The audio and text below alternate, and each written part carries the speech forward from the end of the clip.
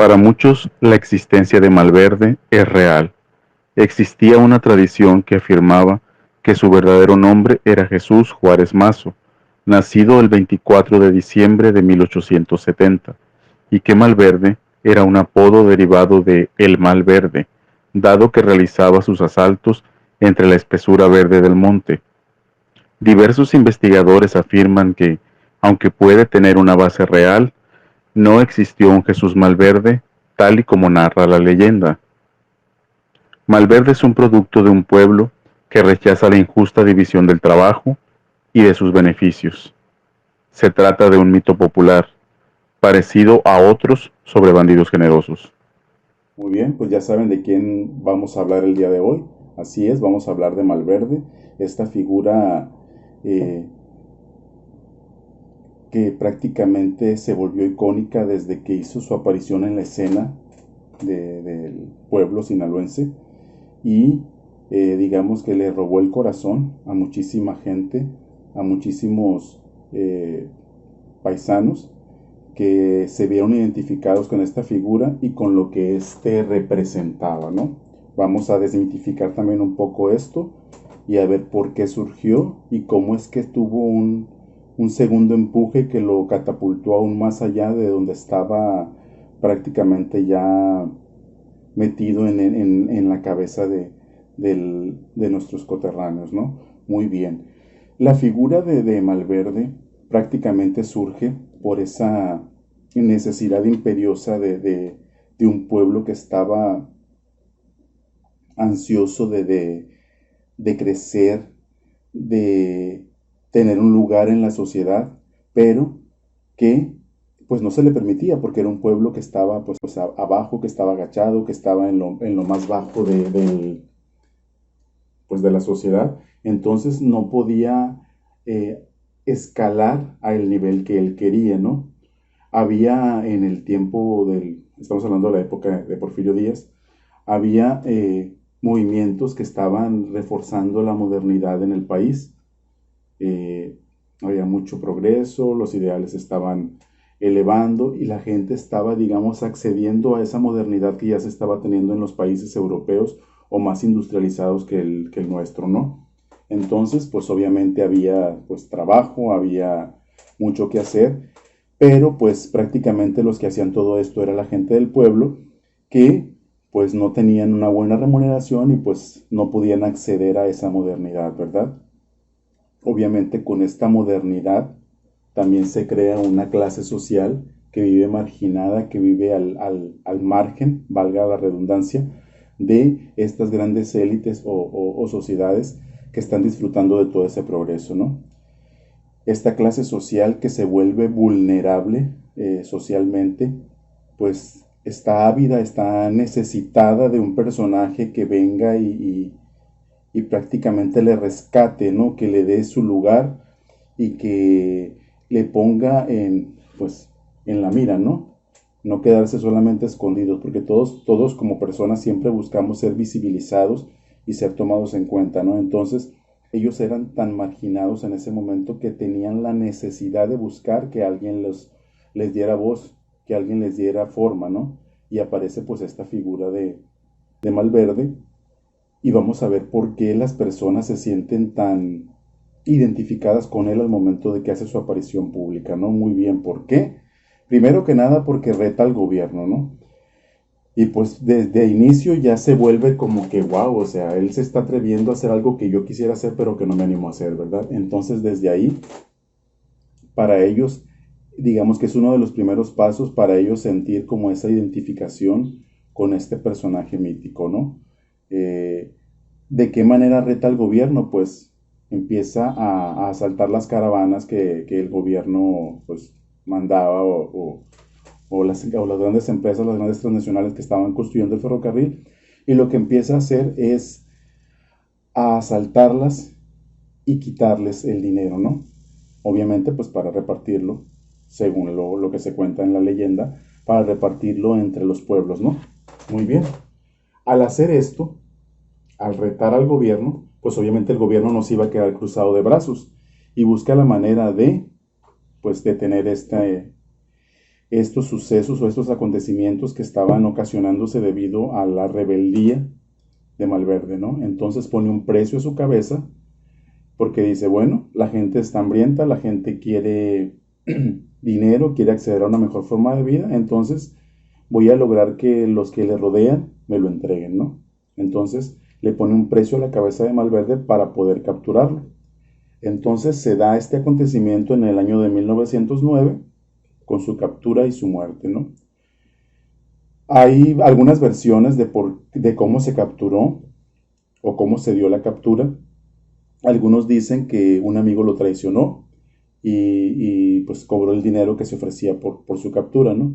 Otros dicen que en un enfrentamiento que tuvo él al momento de asaltar una caravana, pues tuvo un enfrentamiento con las autoridades, entonces sale herido, se refugia en un lugar pues para mejorar su salud, pero al ver que no está mejorando, porque se le está engangrenando su miembro, su pierna, él lo que hace es que le dice a un amigo que lo tenga bajo resguardo y cuando él considere que ya le falta poco para morir, lo entrega a las autoridades y de esta manera cobre la recompensa que se ofrece por él y así pueda seguir ayudando a la gente pobre, ¿no? Esa es otra versión también que se tiene.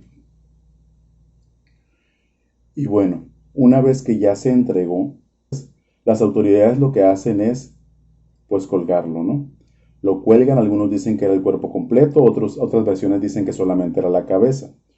Pero en algo que todos coinciden es que se iba a colgar, pero no se le iba a permitir a ninguna persona que le diera sepultura a ese cuerpo. Lo iban a dejar ahí como escarmiento para los que venían después, para que no volvieran a hacer lo mismo que él hizo, ¿no? Entonces, pues dejan el cuerpo o la cabeza ahí y pues tarde que temprano pues termina cayéndose, ¿no? Entonces las personas que pasaban por el lugar, que habían sido, digamos, pues, hoy serían sus fans, ¿no? Pero en este tiempo eran sus admiradores, los que estaban siendo protegidos por él, pasaban por ahí y decían, bueno, no le puedo dar sepultura, pero sí voy a arrojar una piedra al lugar donde está el cuerpo, los restos del cuerpo, pues como una manera de ayudar para que poco a poco vaya quedando cubierto, ¿no? Entonces era lo que hacían. Pasaba una persona, arrojaba una piedra, pasaba otra persona, arrojaba otra, hasta que se formó un montículo y este montículo pues se formó como una especie de cueva que a la vez se volvió la tumba pues de este personaje.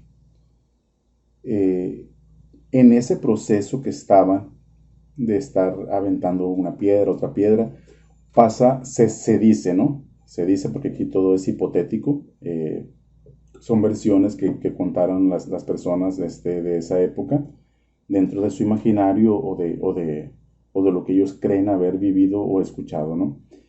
Que una de las personas que pasaban por ahí, una persona humilde,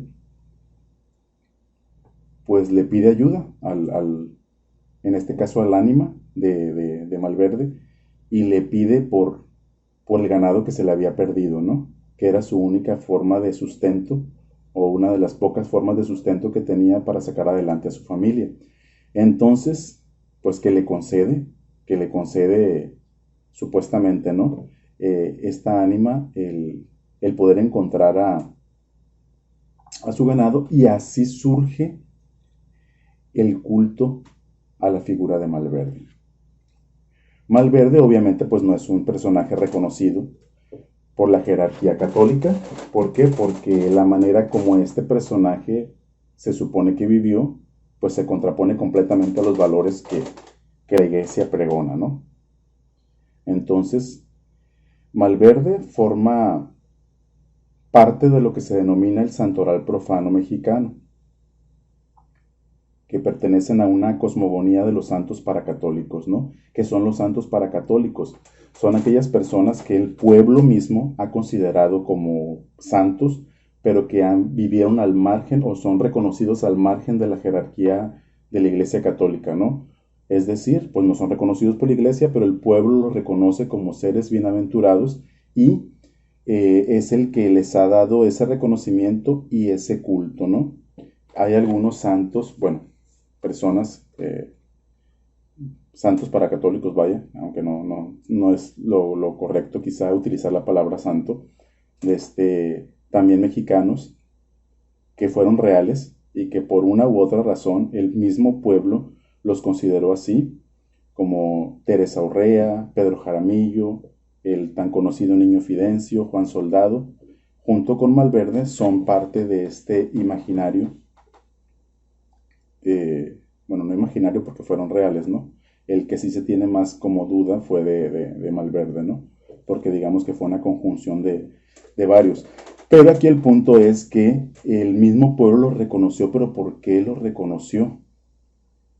Porque era gente que vivió en el pueblo, que de alguna manera vivió lo mismo que la mayoría de las personas que estaban a su alrededor, y eso le da al creyente la sensación de que él, este personaje en particular, es uno de nosotros. O sea, él sí me entiende, él sí puede saber lo que estoy pasando. ¿Por qué? Porque él vivió lo mismo que yo. Entonces, digamos que esto hace que estos personajes se vuelvan parte de este santoral profano mexicano, ¿no? Que hasta la fecha aún sigue rindiéndoseles culto, pero a Malverde en particular tuvo un segundo aire, digamos, en los 70s, ahorita vamos a explicar por qué, y digamos que su imagen no solamente se quedó en lo local o en lo regional, sino traspasó a las fronteras, ¿no? Estos modelos de adoración de estos personajes pues surgen obviamente al margen de la Iglesia Católica, ¿no? Pero a pesar de que están al margen de la Iglesia, la gente los ha pues santificado, por así decirlo. Les reza, les hacen exvotos, realizan peregrinajes al lugar donde vivieron o donde están sus restos, o donde se supone que están sus restos. Se les cumplen promesas, se adoran y se besan las imágenes, se santiguan, etcétera, etcétera, ¿no? Como si fuera un santo, una virgen a quien se le está rezando o adorando, ¿no? Muy bien. Malverde prácticamente se volvió una figura relevante o importante para el pueblo, en este caso el pueblo sinaloense. ¿Por qué? Porque cubría las características específicas del arquetipo universal del bandido generoso. Y pues a su vez, hace que el pueblo pues se sienta ávido de ser rescatado y de ser apoyado por un personaje que igual que él viene del pueblo, pero que logró traspasar la barrera, digamos, de ricos, pobres, y pudo brindarles la ayuda, ¿no?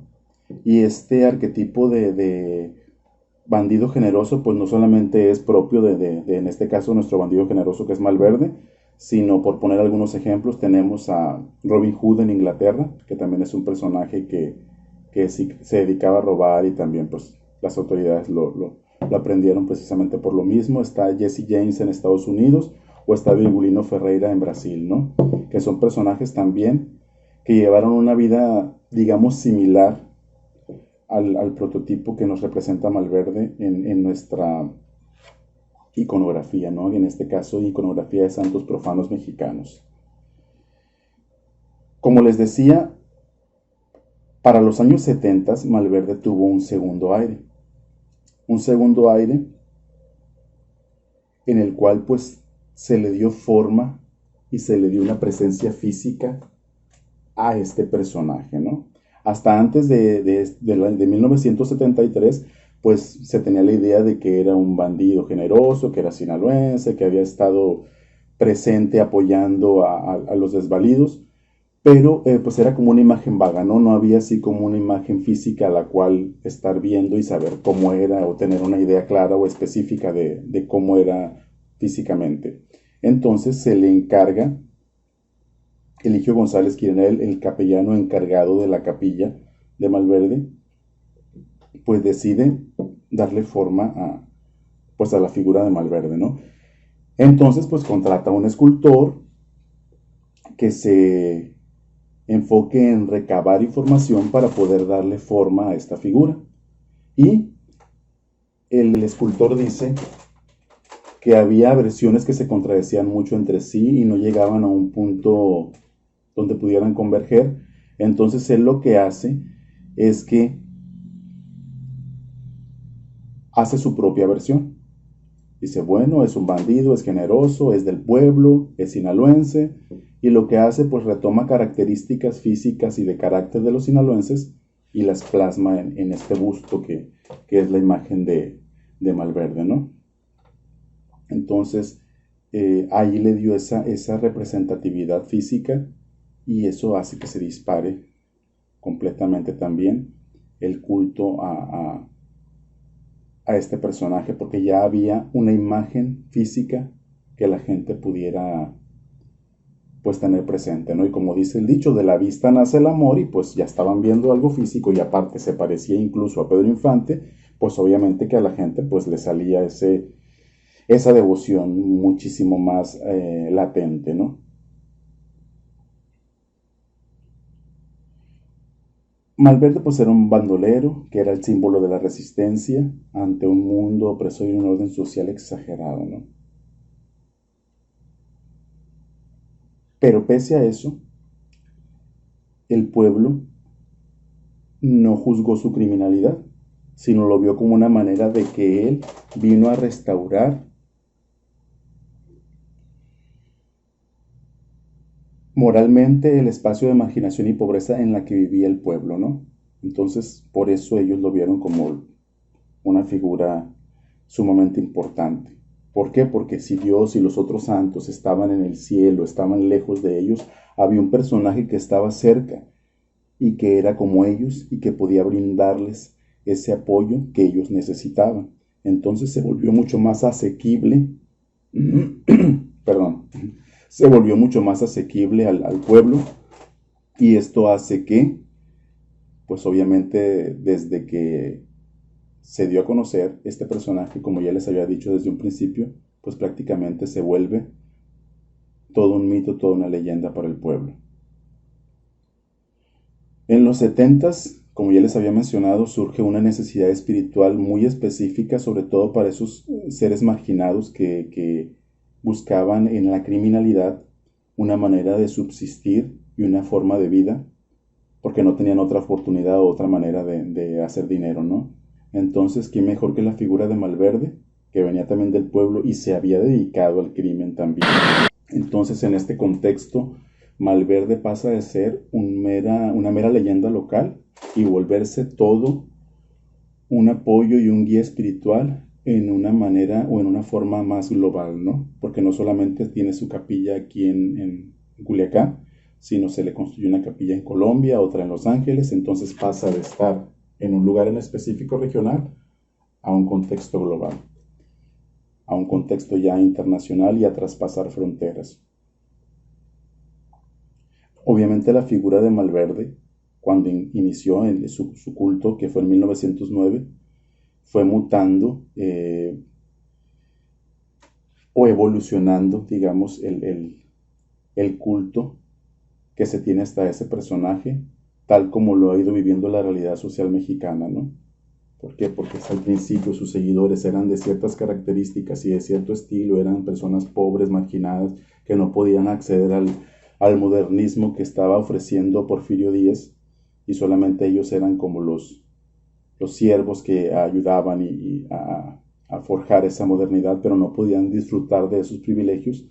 Ya en los 70s, en el segundo aire, los más acercados o los más necesitados o los más devotos de Malverde fueron estos seres que se empezaban a dedicar al crimen y buscaban pues un ser que también había vivido de alguna manera o surgido en el crimen, y que para ellos era alguien que los iba a entender y que iba a respaldar esas acciones, ¿no? Es por ello que en ese momento pues vuelve otra vez a resurgir la figura y a volverse tan importante y tan representativa para este grupo de personas. Pues hasta la fecha hoy sigue siendo motivo obligado de peregrinación o de visita para todos estos personajes el visitar el lugar donde se supone que fue depositados los restos de Malverde, y pues es como para otros grupos religiosos ir no sé, a determinado templo o lugar espiritual. También para estos personajes ir a este lugar es como cumplir una meta o un sueño, ¿no? Y es ir a depositar su fe y todas sus esperanzas en este ser, en esta leyenda que es Malverde. Muy bien, quise hablar en este día de este personaje. ¿Por qué? Porque es un personaje al que algunos no tengamos esa creencia o esa fe. Es un personaje realmente icónico que se volvió, como les mencionaba, no solamente parte de la iconografía del sinaloense, sino que traspasó fronteras y que además se volvió una marca registrada. Al dársele la forma, la figura física, pues eso dio pie a que se hicieran escapularios, playeras, gorras, todo con la imagen de él, porque a final de cuentas, pues todo es vendible, ¿no? Incluso hasta hoy en día que hay una marca de cerveza que lleva su nombre y su imagen. ¿Por qué? Porque es parte de ese imaginario popular mexicano y de esa colectividad que es parte, a final de cuentas, de la cultura pop, de esta cultura popular que hace suyo a un personaje y lo vuelve una leyenda. Y en este caso, hablamos de Malverde